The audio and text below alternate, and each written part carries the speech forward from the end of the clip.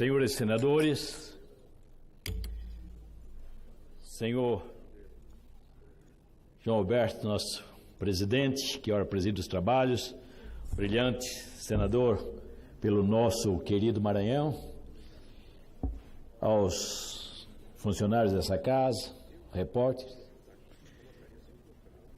Quero lembrar dia 23 de abril de 2013, o dia que o PT revogou parte da Lei Áurea. Senador João Alberto, quero lembrar sempre ao público brasileiro que nos assiste pela TV Senado, pela Rádio Senado, essa é uma grande opção, saudável e inteligente para a nossa gente brasileira. Mas, meu presidente, a princesa Isabel, regente, em nome de Sua Majestade o Imperador, Senhor Dom Pedro II, faz saber a todos os seus súditos do Império que a Assembleia Geral decretou e a ela sancionou a seguinte lei. Artigo 1. É declarada extinta desde esta data a lei da escravidão no Brasil. Revogam-se as disposições contrárias. Uma lei muito simples. Dada no Palácio em 13 de maio de 1888, 67º da Independência e do Império. Essa lei foi aprovada por 85 votos favoráveis e 9 contrários na Câmara Geral, atual Câmara de Deputados. Mas aqui no Senado, senador João Alberto, ela foi quase a unanimidade. Teve apenas um voto contrário na Lei Áurea, apenas um voto contrário, possivelmente do Barão de Cotegipe.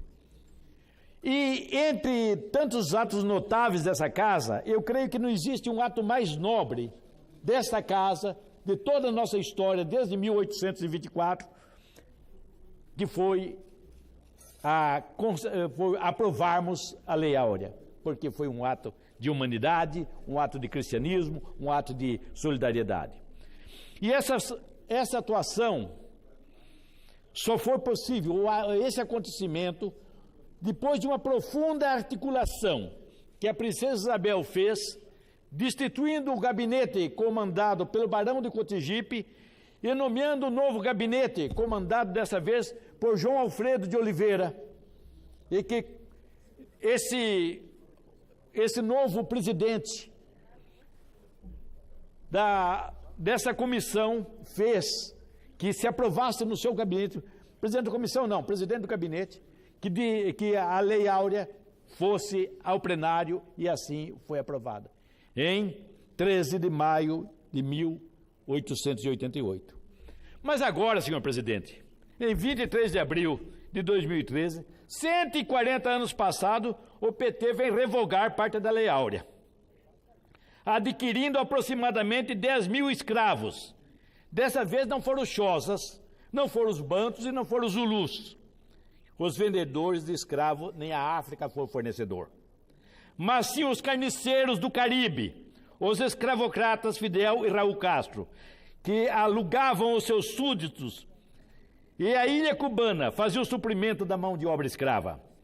Mas ainda, juntos com o êxodo dos escravos, vinham também, espante-se, senhor presidente, os feitores, tais quais os capitães do mato, que tinham a missão de delatar as atitudes que seus escravos demonstrassem qualquer descontentamento. Eles tinham a obrigação de relatar a culpa. Eram os capitães do mato moderno. Já não eram os infelizes transportados nos infames navios negreiros, mas em aviões, a jato, para que a infame escravagista moderna começasse com mais urgência. Ah, se o nosso grande poeta Castro Alves vivo fosse! Não mais escreveria navios negreiros ou espumas flutuantes. Naqueles versos que ele demonstrava tanta indignação, mas possivelmente faria voos da escravidão ou nuvens revoltas. Mas a moderna escravidão é mais cruel que a anterior, pois os escravos cubanos sequer podiam estar junto com sua família. Seus familiares ficavam como reféns, empenhorados como garantia financeira à ditadura castrista. Essa infeliz operação destruiu milhares de famílias, tanto no Brasil como em Cuba. Infelizmente, o Estado brasileiro foi levado por esse tratado à cumplicidade de um ato vil. O nosso caráter humano, democrata, foi nodado por esse feito. Pois vejamos a injustiça social desse tratado. Pelo aluguel desses seres humanos, o Brasil pagaria a ditadura de Castro aproximadamente R$ 11.400 per capita mensalmente. Assim divididos, cada um receberia no Brasil aproximadamente R$ 1.000. Mais R$ 1.400 eram depositados em Cuba, numa conta vinculada e controlada pelo governo ditatorial, como um fundo de garantia. E, finalmente, R$ 9.000 são os commodities da ditadura cubana. Nesses 5 anos, financiamos aproximadamente a ditadura cubana com 5 a 7 bilhões. O Estado comunista, que tanto combate o lucro, aplica em cima do suor, do sangue e da vida de seus filhos a lei da mais-valia, no desfavor do seu povo e no favorecimento da corrupção estadual.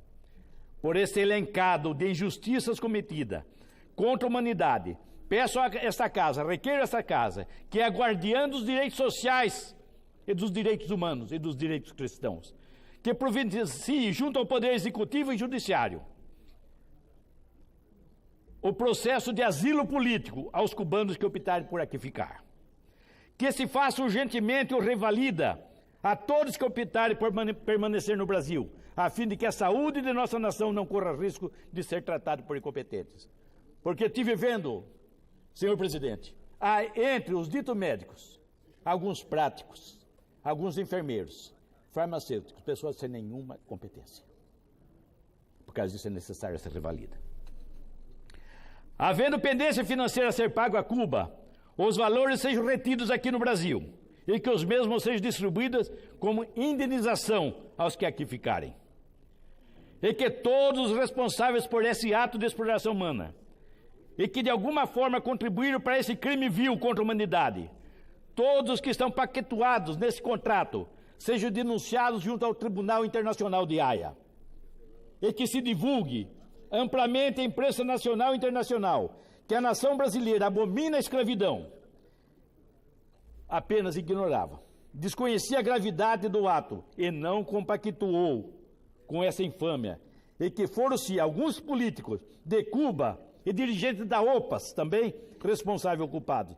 Faça representação à Organização Internacional do Trabalho e à Organização das Nações Unidas com denúncia da exploração do trabalho escravo movido por Cuba. É esse o nosso pronunciamento. Que Deus abençoe a nação brasileira. Eu agradeço.